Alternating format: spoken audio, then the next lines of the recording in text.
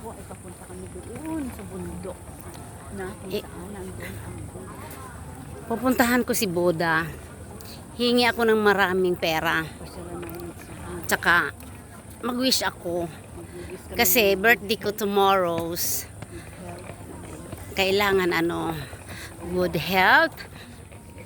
Lahat mayroon akong love life.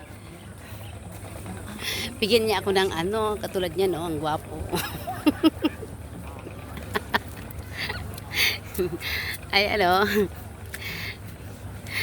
hindi ko naintindihan yan, ano ba yan, nakasulat dyan. Ay Welcome to my world.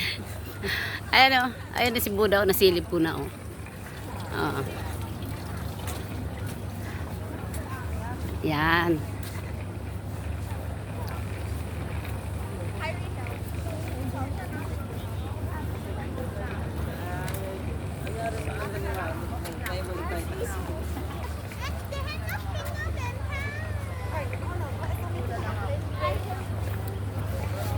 Ayun na, nakita ko na yung temple.